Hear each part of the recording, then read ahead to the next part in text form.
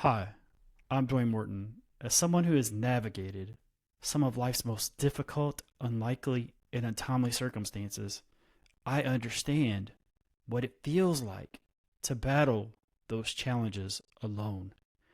That's why I created ShowUp2Heal. This podcast is for the people who feel unheard, unseen, and unloved. This is where you can come and hear true stories and where man can have real conversations. But most importantly, this is a place where we're creating a community so you can feel supported. I want you to feel in this community that you are seen, heard, and loved. And if no one else has told you today, I love you. Welcome to ShowUp2Heal. This is amazing to be able to have people really show up, but also people like this next guest. So I'm Dwayne Morton, Mr. Show Up to Win himself. This is episode number 11. Coach Martin Lopez, and I am so thankful, grateful for this man. Met him early on in my journey of being misdiagnosed, and I don't know where I would be without him, honestly. I really don't. And it's kind of one of those things, it's difficult to understand until you've really been there. And still trying to find Martin over here on LinkedIn. There he is. All right. Now I got that out of the way. But yeah, so I'm going to bring Coach Martin up. Sorry, there's a little problem with LinkedIn. My man. It's always something. Always something. It's always going on. something with tech, right? That's always something. Yeah. Unless you're a kid, unless you're like 20 years old. Right. So man, I want to say thank you, and I'm so grateful for you and grateful for just what you've done in my life. You gave me that breakthrough that I really needed, and I know that was a breakthrough summit, but what you said to me was God did not spare you that day.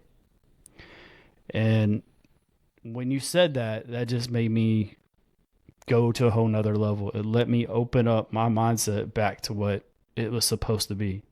So I'm just so super grateful for that. And just getting to know you as a person, we actually, have actually met, other than you and Brian Roberts are the only two guests that I've actually met in physical form. So I just want to say thanks. So I'm going to read your bio because this is powerful stuff here. Martin Lopez is a human performance coach, spiritual psychologist, mental performance certified coach, certified breathwork facilitator, speaker, author, and founder of Human Performance Mastery, where he helps alpha achievers unlock their next level of performance. For more than 35 years, Martin has worked with ambitious leaders, executives, entrepreneurs, business owners, and athletes who refuse to settle for average. His clients are driven, competitive, and successful, but they know they are capable of more. Coach Martin, man, how's that sit when you hear your bio and you're like, oh, like, I want to know that guy. How does that feel? It takes a long time to put a bio that actually says, it's taking me a long time to do that, to do a bio that actually says exactly what I wanted to say. And I think that the last part is that, that are driven, that always want more. Like as a kid, I always wanted more. It wasn't selfish. I just knew I had more in the tank, but I didn't know how to articulate that. My father was a contractor, and he'd build these huge houses in La Jolla and in Coronado and in the shores and in the Cays, actually in the Cays, and which is these like really super rich community, and these houses were just massive. He'd build, and I remember meeting the people that would be, would own those houses, that would, even if he remodeled or something, I would, usually go into the kitchen or something, or find somebody and just kind of chit chat with them. These very, very wealthy people. And I just noticed that they thought different than we thought. They spoke different. They carried themselves different. And I thought I'd like to carry myself different than I did. And there was nothing wrong. We had a great life. My father did really well. And, we had a good life. We'd go on vacation all the time. We had ATCs and the little three-wheelers and stuff, and we had motorcycles, we had campers, we had all the toys and stuff, and my parents got along really, really well. So there's nothing wrong. I just wanted more, and I find that like that's what alpha achievers. So I call them alpha achievers because they're alphas in the sense that, not in the classic sense of alpha. I think alpha, I use the term and as a leader of yourself. Like, I'm going to be the leader. I'm going to be the first person I go to. The buck stops here. It starts here. It stops here. And achievers is I just find that that's a mindset of these people. They always want to keep growing. Yeah, absolutely. So I just want to dive into this mental health part because I really want to hear what your take is. And so the first question is going to be right out of the gate, man, is what do you feel like what we're doing correctly with men's mental health? And what do you feel like we're doing wrong? And what do you feel like what we can do more for men's mental health? Wow. Like, as like a society? Yeah. We as in men, as just whatever you feel like that you see a lack or, Yeah. I'd rather talk about, what we can do than, like what's missing. Cause all you gotta do is turn the TV on and watch the news and you'll see what's missing. All you gotta do is read the newspaper. All you gotta do is talk to a friend. And most people, the judge, complain, and blame, that's kind of like I call it the three horsemen. It sends you down the rabbit hole. So I find that it's real easy to go in that direction. And that's familiar for people. I don't like really go down that loop. Like, I'm always looking for, like, what is it you want? Like, what is it you want for yourself, for your life? Like, so for men, I think what men could use more of is more of a giving and keeping their word. Like, that's it. Like, bottom line, the ability to give your word and keep your word, and then the ability to raise that over and over and over, to like promise bigger things. That's, I think, the single best, the single most important thing that we need to learn to do as men. And then if women want to take that on, God bless them, like, take that on too. Yeah. I mean, the issue that most people are bringing up is the suicide rate is being so high with men. And also, it's like you said, though, if you say it, then do it. And I think that's the thing, is just being able to be honorable and give your word. And I think as you do that, you're going to feel better about yourself. You're also going to perform better. Yeah. And, for you is you have all these people that you coach, these entrepreneurs, these high level type people, the athletes. Mm-hmm. What do you think that they have in common that other men maybe do not have that you're seeing? Is there another level for them? Well, I'd say that the truth is that they don't have anything different than the other men. Like, the guy that commits suicide doesn't have anything different than the guy that just succeeded and sold his company for $45 million. There's no difference. It's focus, so you have, it's a skills that you employ, that's where the world changes. It's the thoughts that you want to have and the ability to actually have those thoughts. So somebody that would kill themselves, I would imagine that they run out of options, and the only strategy that they see is to end their life. Like, that sounds like the best idea, and for whatever reason, it could be emotional. It could be, well, it's always going to be emotional, but it could be, financial, it could be physical. Maybe they're sick. It could be that they're in a situation that they don't think they can get out of. I've worked with a lot of men that are having extramarital affairs, and they don't know how to get out of those. They don't know how to restore their life back, and they've created chaos. And so they've said, like, I feel like killing myself, because they don't have a solution. If you don't have a solution, that becomes a strategy. That becomes the go-to. Now, like I said, I said there's no difference. Okay, so when you have somebody that's like high performing, let's say in the NFL, let's say a CEO, an entrepreneur, a high level salesperson or something, they have access to those same thoughts. They have access to the thoughts of failure. That's human. That's what it is, human. And the mind's going to always look for things like that. Your brain and my brain and everybody's brain out there is always going to look for the bad stuff. That's just the way the brain's wired, because the brain is designed to avoid death. That's what it's designed for. So in order to avoid death, you got to look for danger. And so you're always looking for danger. You're always looking for the bad things. What I believe that we need to do is we need to train our brains to look for the good things. That's a new way of thinking, a new way of operating. So when suicide is an option, what do you look for? Let's look for life. Let's look for having a great life. Like, how do I make a great life? This one already sucks. Like, this life that I got sucks. I've got no money. I've got this and that. I just lost my job, all that. Great. Okay, got it. Let's go. Like, now where do you go from here? Like, now let's create a life. Because you fell into a life, and that's the result of the life you fell into. But now we can create a life. And I have the same things that happened to me. The same things that happened to me. Like, I just had, in the last two and a half months, I had an epic failure in my life. Epic failure. I'd say one of the biggest failures I've ever had in my life.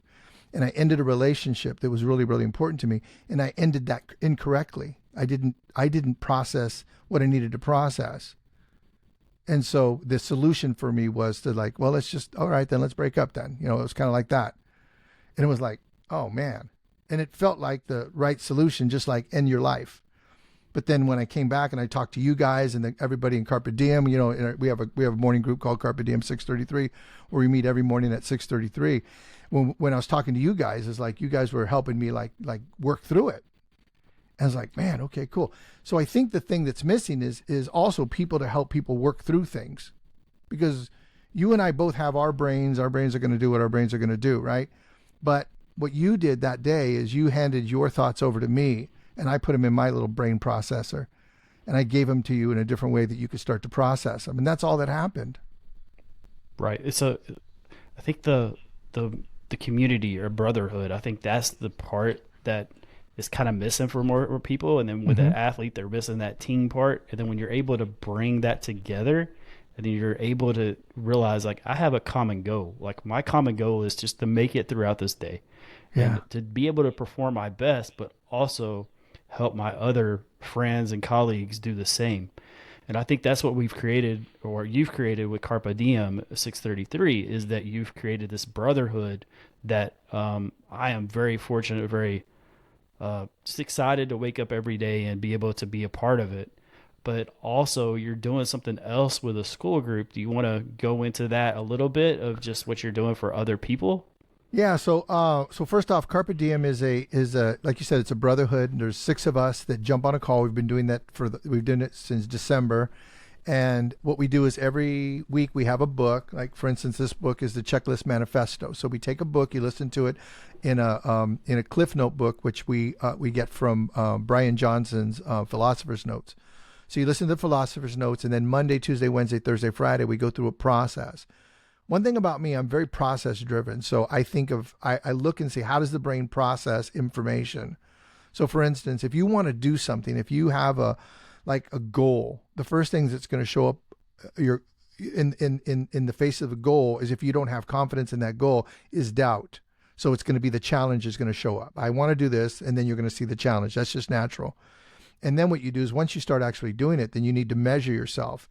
Once you measure yourself, you're going to find yourself either executing really well, or you need to execute more. And then at the end of that process, at the end of the execution process and the action process, I believe you need to celebrate. You need to go back and celebrate and anchor what you've learned, whether you've done it or not, and what level you've done it. That's the process we take. So we take a single book every week, and we go through that process. The first one is declaration. That's Monday. So you declare what you're going to do. And this is what the next thing we're talking about is. So you declare what you're going to do and who you need to be to do it. Then on Tuesday, you talk about the challenges that you're facing, trying to get that accomplished. And again, who you need to be. And then there's always feedback. So people are going to give you feedback, but the feedback is not, like coaching directly. It's more like, this is kind of how I see it. So it's not telling somebody they're doing anything wrong. Like, if it was me, it's kind of my thought about it, So it's very, very loving. It's very, very powerful. Then on Wednesday, you check in. This is what I said I was going to do Monday. This is where I'm at on my measures. I'm 50%, I'm 80%, 30%. I haven't done any of it, whatever that is. And then you're just getting feedback. Thursday, it's execution, because you got one more day to do what you said you're going to do. So this is where I'm at. I'm just going to grind it all out today. That's what we did today. We had a lot of things we got to get done. So, this is where I'm at. This is my list, and like, I'm just going to knock it out. And Brandon was talking about that. It's like, I'm just going to balls to the walls today. He knew exactly what he was going to do. So that's what happens. And then on Friday, we come together and then we celebrate what we've done. And why do we celebrate? Because the first thing I said was, The single skill that I believe that men need to learn is to give and keep your word. So you need to be able to acknowledge that you gave your word. Did you keep it? What level did you keep it? And what did you learn? So I call that celebrating what you did, whether you did it all or to some level that you did it. Just celebrate it. Why? Because you want your brain to want to do something else the next week. I don't coach people in accountability. I've had probably 100, 200 people call me over just the last 2 or 3 years. Can you coach me in accountability? I say no. And the reason I don't coach accountability is because if someone doesn't do what they said they're going to do, they're not going to call you. So I created a system that where I have somebody create an accountability partner with them. They create their own accountability partner, and then they are accountable to each other, and then they call me so I can go over what they did, what they didn't do, and who they were being, and all that stuff. That's what we do in Carpe Diem. And so what we're doing is we're going to open up a new program called Carpe Diem Daily. It's a school. It's going to be on school, and that's it. And then it's going to be Carpe Diem 911. So every morning at 9:11 a.m. Monday through Friday, we're going to jump on a call, and you're going to have a pod that you're going to be a part of where you're going to go through that process. That's amazing, and I see that it'll be so helpful for others that are looking for this. That's the other part. It's just that part of belonging, that part of community. Mm-hmm. And so one of the things that you mentioned was just having different perspectives. And like I felt like that's what I enjoy the most, is being able to say what's going on and then being like, hey, I'm doing this. Like, just to give an idea of, hey, I'm doing this podcast and I'm doing this for 30 days. What do y'all think about it? I think it's a really good idea. Well, here's also the challenges of it. Can you find 30 speakers? Can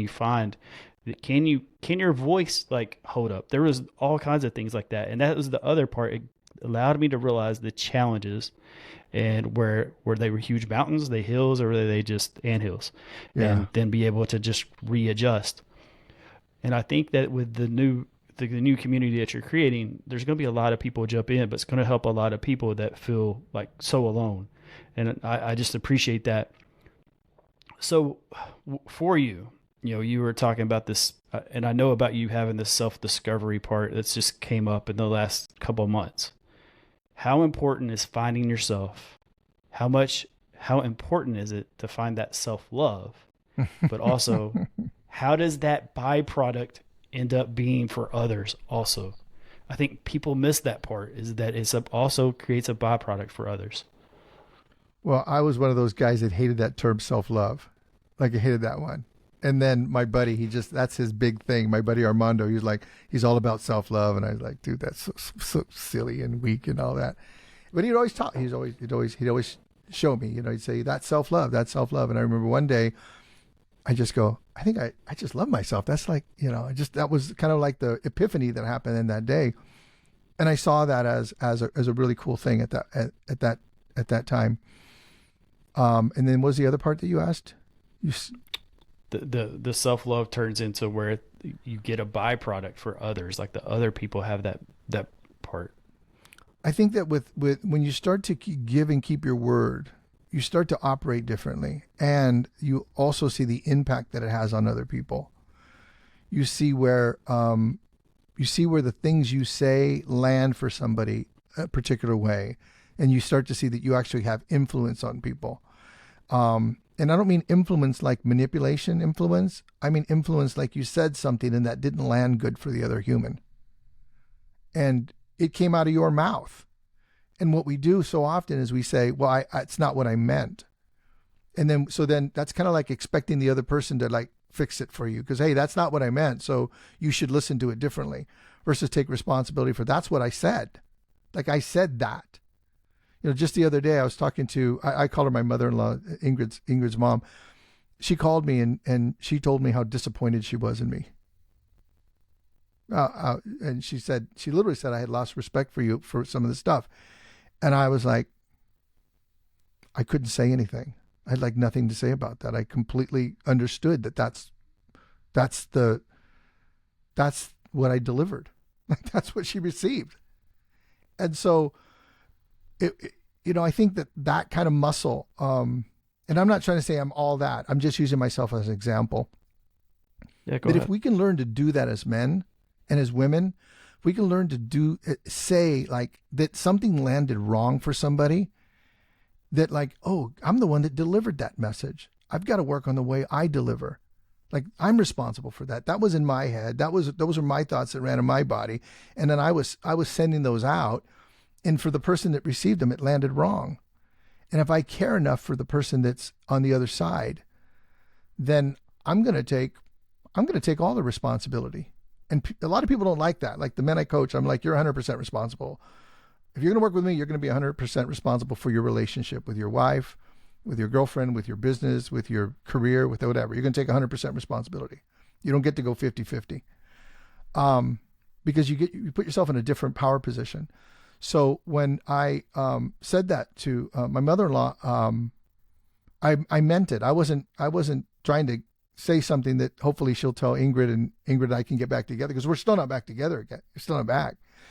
That wasn't my attempt. My attempt was to be straight with her, to let her know that, like, I am sorry that I hurt your daughter. And go ahead. No, I was just going to say, you're controlling what you can control, but also you're not controlling the outcome. And that's that detachment part. So just to kind of give you an idea of the same thing happened to me, is that I realized I close off. And one of my friends, I closed off whenever they were giving me where I should be receiving the compliment. I was just like, okay, thanks. Yeah, no big deal. Like, okay. But I realized now, looking back, that I was closed off, and by not receiving, she wasn't able to be a great giver. And that's her gift, is she's a great giver. So there was that other aspect. So the other thing is like, you talk about personal responsibility and personal accountability. And I think a lot of people just don't realize what kind of control they have for others. And they're so focused on self that they forgot that, like, hey, there's another party involved, and they have feelings, they have emotions. Yeah. And so it's really more about like that dance, right? Of being able to help facilitate your emotions and what your feelings are, and at the same time be able to be aware of what their emotions and feelings are, and at the same time figure out, like, hey, do I want to dance with this person or do I not? And I think that's the most important step in that, is the want and the desire to move on with that part of the relationship. I think that's a big thing about mental health. You know, when it's how do you process what you're saying right now? Like, how do you actually process what you're saying? Like, oh, do I want to be with that person? Do I, and what criteria are you using to analyze, do you want to be with that person or not? I think it's like a lot of times we're so defensive. We're so busy defending ourselves that the only reason I don't want to be with that person is to protect myself. And it's like, wow, like, I don't want that friend because I need to protect myself. It's like, well, yeah, you need to protect yourself, of course, absolutely. But are you protecting yourself from that friend, or are you protecting yourself from something that happened when you were 12 years old? You know, and are you not facing who you are? Are you, like, who are you in the matter? Like, who are you in the matter of that relationship? Like, what are you doing? How are you contributing to that result? You know, there's a lot of people out there that just always find themselves like at the wrong end of the deal. But like, who are they in the matter? Because there's a bunch of people that find themselves on the right end of the deal. You know, it's a mindset. And I think mental health is that. Like, mental health is mindset. That's what it, like your hat says. It's only mindset, in my opinion. Now, there's chemical stuff. So I don't, but that's not my world. I don't play in that world. My clients are pretty healthy, pretty financially well off. And so they're looking for an edge. They're looking for new skills that they can apply to, increase the quality of their life. Yeah, I mean, it's exactly what you said. It's a mindset thing, in my belief too, and also being aware. I think awareness is such a huge thing. If I do something and I'm not aware, that's also my personal responsibility too. But when people bring it into my awareness, I need to be able to be responsible for growth. Do I want to grow or not? For me, I am almost addicted to growth at this point. And I feel like you are the same way. And that's why we get along so well. You're addicted to growth, or not addicted, but that's what it looks like, is that you're just constantly wanting to grow. And so that's the other thing about these people that are going to be into these programs. they're going to realize that either they want to grow or they do not. And it's a personal responsibility. But they'll know really fast Yeah. whether it's for them or Yeah. it's not. Yeah. And so I think that's I'm just really excited about the program. And, the other thing that you do is you speak and you're an author also. And I don't know as much about that. I know about the pickleball book that you wrote, but also it's just, this man's a pickleball enthusiast. Like this man goes to sleep with pickleball videos. It's great. I got to spend the night with him. I'm like, what is that sound? And you could hear pickleball stuff going on. So, but yeah, like my background music, you know? Yeah. So can you tell the people about how the speaking and the author and you being an author, like how important that is to you, and just how important it is. It's not really that important. Making an impact on people's lives is what's important. I mean, the fact that I wrote a book, I wrote a couple books, that's kind of like a good business card. That's all it is. They're good books. Don't get me wrong. The books are really good. And I've had people, the one book, The Curiosity Theory. I had actually my neighbor across the street. I'll tell you a quick story. She's a family therapist, and one day I just saw her out in front of the house, and she's, "Hey, Martina," I say, "How you doing?" And she goes, "What are you doing?" I go, "I just went and talked, spoke about my book." She goes, "Oh, I didn't know you write a book." So I go, "Yeah, here it is." And I handed her the book, and she goes, "Oh, that's cool." She goes, "I'll read it." And I go, okay. And this was right around the end of October. And about 3 weeks later, she comes out and she gives me this huge hug. And I says, what happened? She like, "What's going on?" She goes, my daughter lives like 2 miles away from me. And I haven't spoken to her in 10 years. And she got married and she has a kid now. And I see her like in the supermarket, but I'll leave or I'll just kind of hide and stuff. And I read your book and it gave me the courage to talk to her. So I almost cry when I say this because this always still moves me, that I talked to her and she's coming over for Thanksgiving. Man, that's so incredible. And she lives, now the daughter lives there. Like I see the daughter every day with her baby and her, yeah. Oh, wow. So what I was going with was the impact of the speaking, the impact of the coaching. And then you give me this beautiful story. It wraps it up with what I was looking for was the impact. And that's the thing, man, is I feel like we don't realize what we put out there has that impact. And so, you don't you don't know the lives that you're going to change. You don't know, like the granddaughter. I don't even know the granddaughter, but the granddaughter gets to live with grandma, and that's okay. That's like, I think there's a lot of coaches out there that want the credit. Like, I don't need any credit. It's like my life. I got a great life, freaking great life. I do. And I get to do what I want to do. And like the ability to be able to have a positive impact on somebody's life. Like I just, I thank God every day. 4:30, 4:45, I look, I like say, "Are you kidding me? She's got a great life." Yes. And that's the one part of your mindset that rubbed off on me, was just that part of just like, man, this is really incredible. And for me, this shit's just beginning. I mean, so I'm excited about, hey, where I'm at, but also like, this is just the beginning of everything. And so, we've got like a couple of minutes left. So where can people find you? What type of people I'm on social media. I'm all the social media stuff. Coach Martin Lopez. You can find me on Instagram and all that. You go to martinlopez.com. You'll find my website there, and then you can reach out to me that way. And you asked what kind of people do I help? Yeah. Yeah, people that want to grow, like people that are willing to do the work. Like if you're willing to do the work, you want to grow, you want to have a great life, let's go. If you are looking for a therapist, if you're looking for somebody to complain to, like, yeah, it's not that's not me. Like even earlier when we were talking about what's missing in the world, it's like, we can talk forever about that. It literally is a waste of minutes. It's a waste of calories. I can talk about bad stuff all the time. Like it doesn't run out. I want to talk about good stuff because I want my brain to look for good stuff. I want my thoughts to process good. I want to actually write down on a piece of paper, this is what I want to think, and I want to then think that. Like that's what I want. And people that want to live a life like that, that want to be cause in their life, that want to have breakthroughs in their life, constant breakthroughs, that want to be able to look at their life 5 months from now and say, I'm freaking unrecognizable. I don't even like, who's that guy that we talked about that today on the call. I was like, dude, you are unrecognizable, and Brandon, the same thing, right? Like going from, that's just, and we're talking about people that are willing to transform like week after week, like constant transformation. Because like you said, there's awareness, there's mindset, there's all, there's dedication, there's perspective, there's all these different skills that we have, all these different opportunities to look at life and use this for life. And all of those need to be fine tuned if what you want is a great life. It's not just awareness. Yeah, awareness is like, oh, I guess I was kind of a jerk with Ingrid, like that's an awareness. But just knowing that doesn't do anything. Then you got to apply like, perspective and all those other things. What do I want to do? How do I want to fix this? Can I fix this?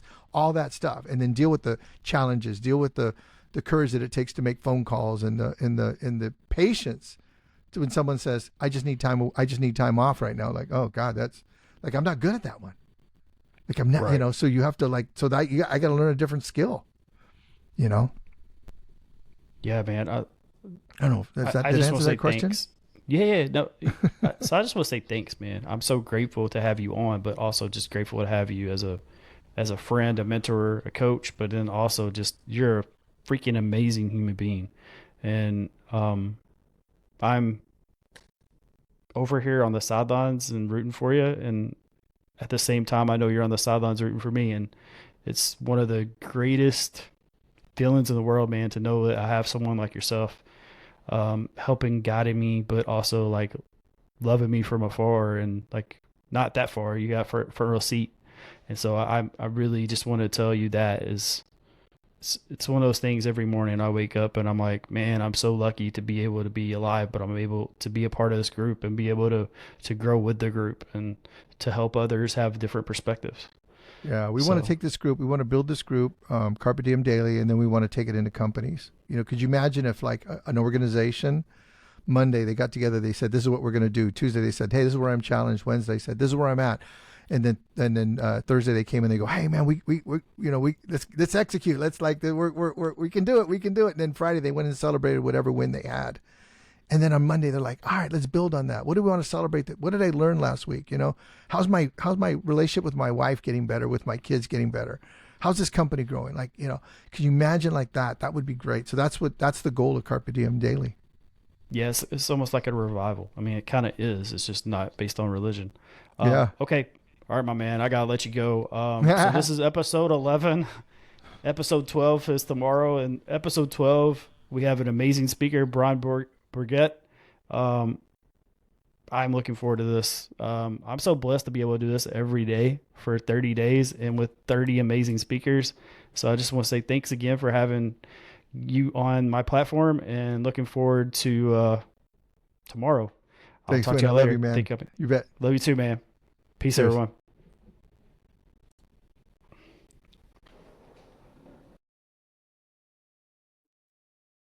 Thank you for watching another episode of Show Up to Win presents ShowUp2Heal. Please like, share, and subscribe. Your support means the world to me. Thank you.